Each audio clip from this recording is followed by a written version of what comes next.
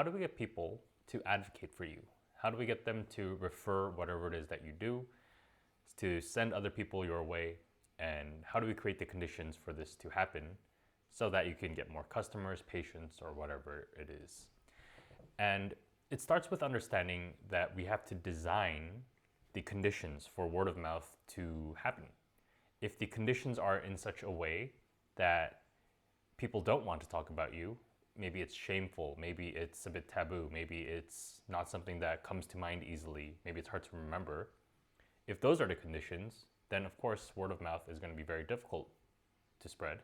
But if you can deliberately and intentionally design the conditions around whatever it is that you do, that it becomes easy to talk about, whether it's through visibility, whether it's through being easily reminded of, whether it's easy to talk about, when you create these conditions, word of mouth starts to work in your favor. So a couple of things I want to talk about here to help you improve those conditions for word of mouth. And the first is going to be product and service design. It's the idea that we have to design whatever it is that you do, your product or service, in such a way that it becomes better for the people you seek to serve. Not better for everyone, because everyone wants too many different things, but better specifically for the people who you choose to serve. So I was watching an interview recently with Elon Musk. Whether you like him or not, I think he has done a lot of incredible design work in terms of designing a product that really spreads in terms of how people understand his products. Like, if people get his product, they really want it. If they don't like it, they don't like it, but they will still have heard of it and they will have known of it. And he was talking about the design of the Cybertruck and how he wanted to build something that was, for people who wanted to be more manly.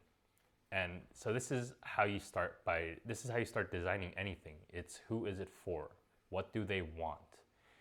He didn't create the Cybertruck for people who wanted trucks to maintain the same look. He didn't want to create it for people who didn't like futuristic designs. He shunned all those people and said, hey, this is a small group of people whose interests and likes I'm going to serve. And he focused all on that. So he talked about masculinity, being manly, and this as being the desire of that group he was choosing to serve. And he started to create all the touch points around that narrative to reflect the story that buying this car helps you get into alignment with manliness, masculinity, or whatever it is. So he designed elements like the bulletproof platings on the chassis because he asked himself, okay, what is masculine? Well, bulletproof is pretty masculine. What else is masculine? Well, and so on and so forth. So he designed every element of that car, not in favor of different metrics like safety or tech or anything else, but all in favor of masculine, with his other positioning layers of things like being electric. Right? So how can we create an electric pickup truck that is futuristic and masculine? And that became his positioning statement from which he started to create all of his touch points. So that is the foundations. The positioning is the foundations for how you have to design your product and your service, whether it's a dental office, then you have to start designing every element there to reflect your positioning, which is how you choose to show up for the people you seek to serve, and how you show up among the alternatives who are seeking to serve people in a different way. All right, so from positioning, we get the alignment of your touch points in such a way that it creates a meaningful experience for your people.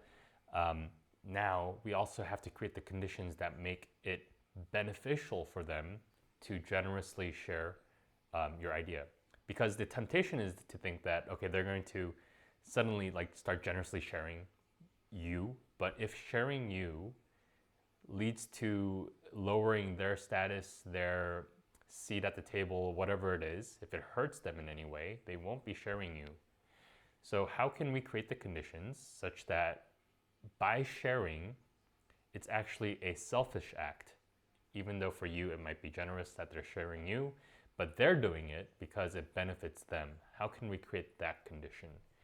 And some of you are going to be lucky enough to be in industries where you already have that working in your favor. For example, if you're a rock climbing gym, you're going to have this is called a network effect. When they share, they get, the activity improves. If you're a rock climbing gym, they bring their friends, their experience of rock climbing improves. So you have that network effect working in your favor. So that's going to be one thing.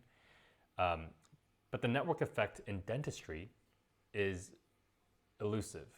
Dentistry doesn't get better because people bring their friends. In fact, they're going to have to, like, you can't see the doctor at the same times. You can't, it's not a shared experience. So what we have to do is create a network effect outside of dentistry, something that helps people get towards a shared desire, a shared feeling, a shared goal, create an activity around that, and then create a community where the network effect becomes a positive thing. Okay, but that's a step ahead, and that's a step detached from other areas, other ways you can actually help people spread the word about you.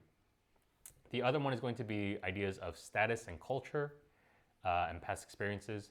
So primarily status.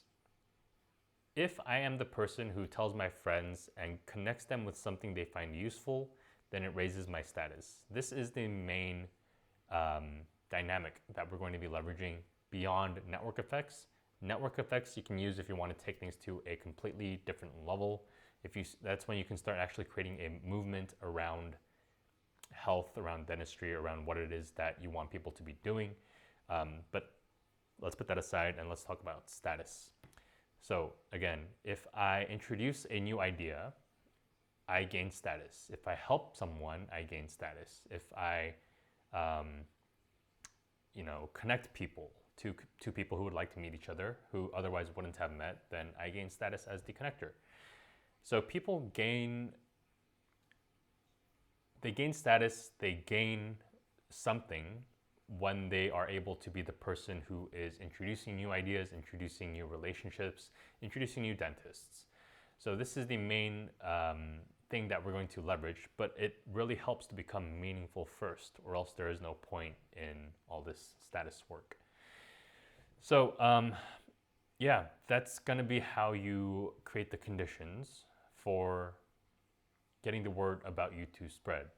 And I have a whole course about this. If you want to take an actual look at how to position yourself, how to align all the touch points such that it creates meaning.